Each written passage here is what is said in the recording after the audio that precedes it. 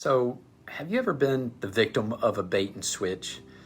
I mean, you were told, for example, you were buying a reliable vehicle only to end up at the mechanic shop every other week, or you saw a Coach purse that was on sale. I mean, you used your hard earned money to purchase it and then learned that it was a knockoff. Or, you were promised a relaxing, enjoyable vacation rental, and then when you arrived, the place was a dump. Man, no one likes being the victim of a bait and switch tactic. We feel deceived, we feel robbed, feel like we've been taken advantage of. It just leaves us with less than what we were promised. So, why does it sometimes feel like we're victims of a bait and switch when it comes to the Christian life? A lot of us were told in the beginning about God's grace, but now it feels like it's up to us. It feels like it's about performance and following rules and checking boxes and trying to be more like Jesus. It's all about seeking after God, climbing to the mountaintop, and just doing everything we can to feel His pleasure through our actions and whatever passion we can muster up for Him. It feels like a bait and switch. We're told one thing about the Christian life only to find out that it was about something different, something way different. But what if I told you that it wasn't something different?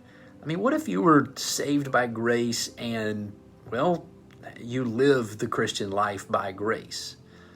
It's true. In Colossians 2:6, the Apostle Paul writes, "So then, just as you received Christ Jesus as Lord, continue to live your lives in Him." Well, how did the Colossians receive Jesus? By grace, through faith. And Paul tells them then to continue to do that, continue to live their lives by grace through faith. As a matter of fact, Paul even had some really strong words for a church that had begun trying to live the Christian life through rules and performance and checklists and all the above. He says in Galatians, "You foolish Galatians, who has bewitched you? Before your very eyes, Jesus Christ was clearly portrayed as crucified." He says, "I'd like to learn just one thing from you. Did you receive the Spirit by works of the law or by believing what you heard?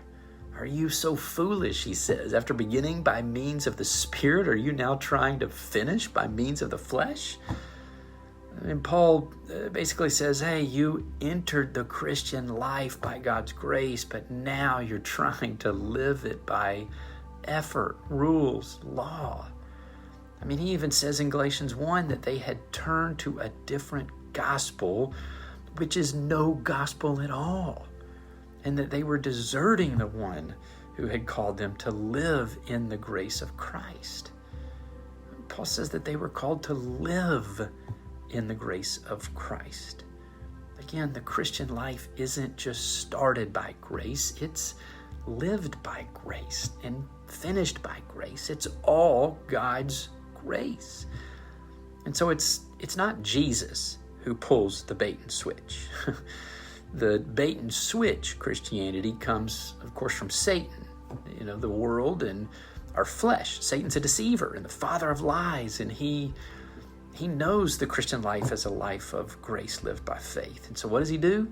Well, he's set out to convince us that living for Jesus is the Christian life and puts the focus on activity and what we're doing rather than on what Jesus has already done to us.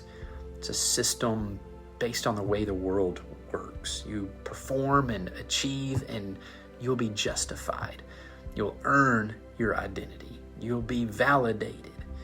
And it works because our flesh eats this kind of mentality up. Our flesh, and it craves achievement, craves earning something and making ourselves into somebody through hard work and discipline. And if you take all of that and stamp the Christian label on it, man, people in the church clap and cheer and celebrate the activity of Christians who are winning and achieving for Jesus. And we get all inspired and we go out and we try to live for Jesus too. And all the while, Satan is just smiling. He's turned our attention away from Jesus and what he's done for us and is doing through us. And he has all of our focus on ourselves and on our flesh.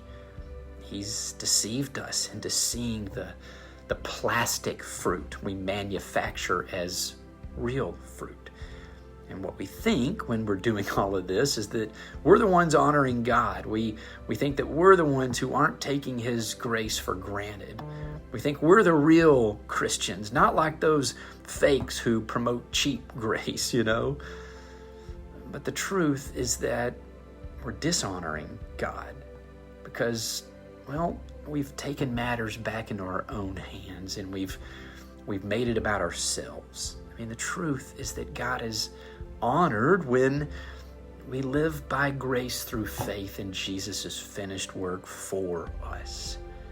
Guys, through Jesus' finished work, he has given you his very life. He's made you whole. He's given you a new identity, and he is expressing his life through you. And Jesus offers you real grace, not a bait and switch kind of grace. It gives you grace on the front end, grace in the middle, and grace even on the back end. Grace is enough. So will you live in his grace today? Man, I hope and I pray that you will.